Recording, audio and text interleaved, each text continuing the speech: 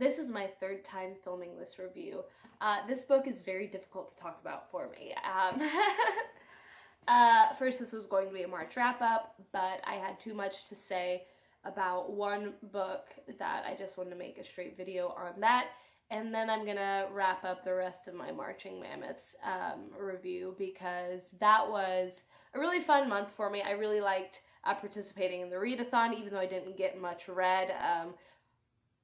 Although I did get a lot read, each book being over 800 pages, it still felt like a bad month for me numbers-wise, because as you all know, I'm in a fierce competition with my reading goal from last year that I met. If you look at reviews on this book, this was 2011, and everyone was split down the middle, either really loving or really hating this book.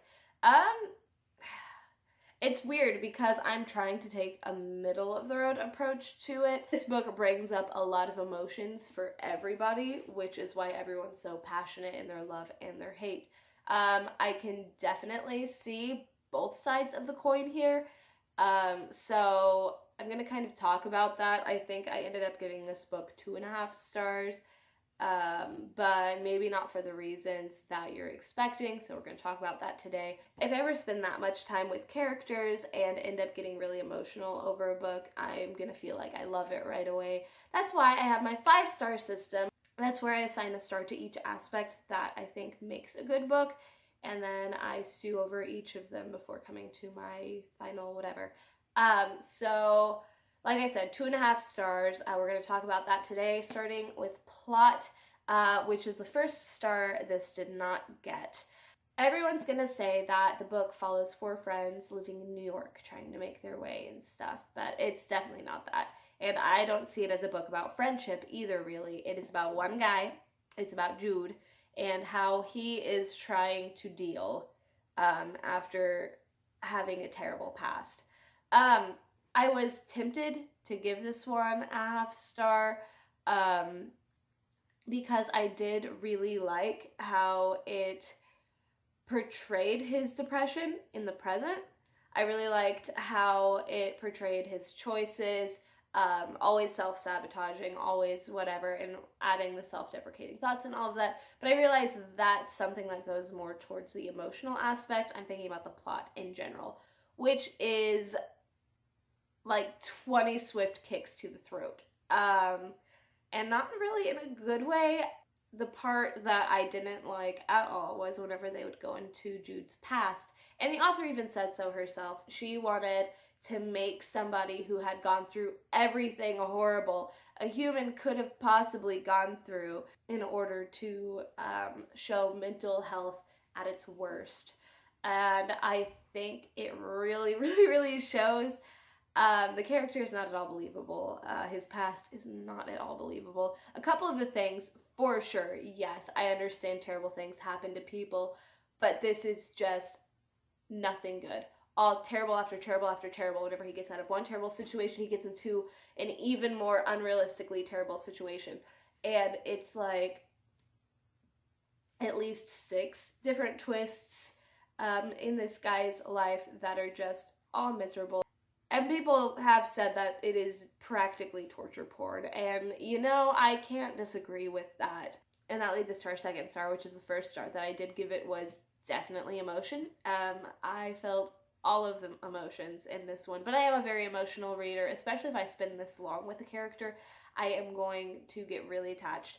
And yeah, no, I cried a lot. Like, it was disgusting how much this book made me cry. I didn't really feel manipulated at the time because books are manipulative, you know, as in they do have to make you feel things.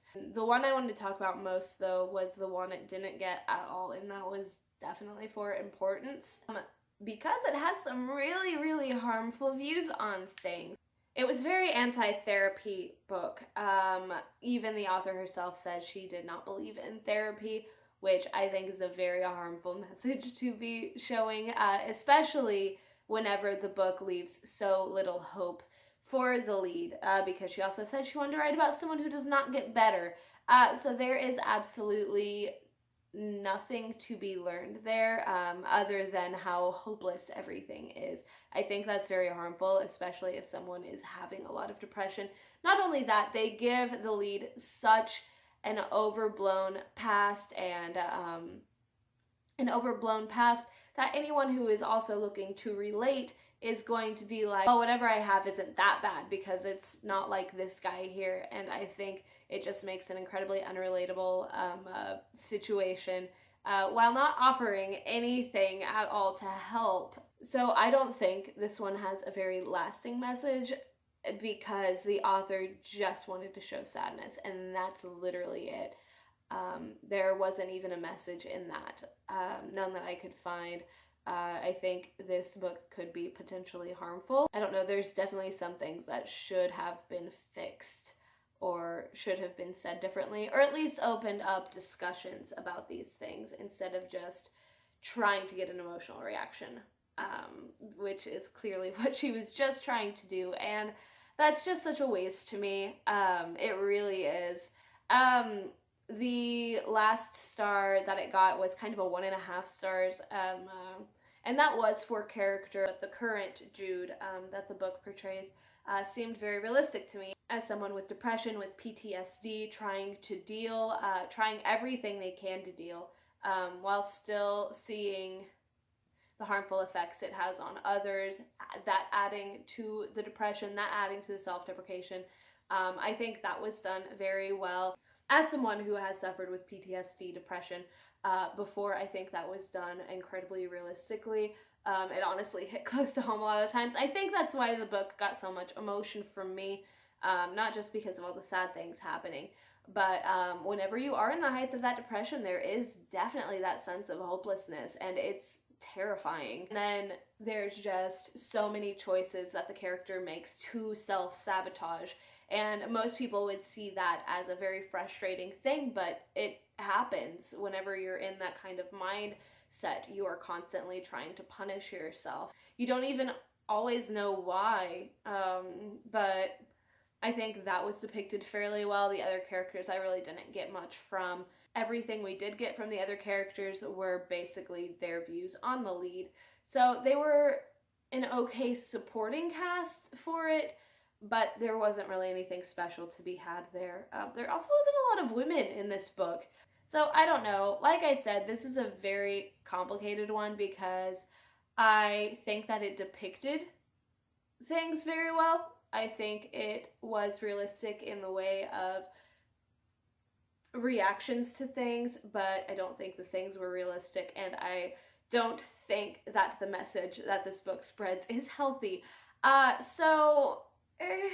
This isn't one I'm going to be reading again. It is one I'm going to think about a lot in the future. I do want to encourage other people to read it. I love hearing opinions on this. I think that it's something that should be discussed, so we can know where to go here on out when talking about such things. I just don't think it's a very good staple to whatever genre it was trying to be.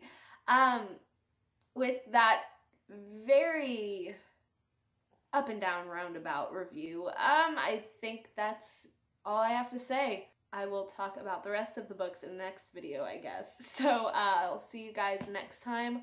I hope you all have a good week.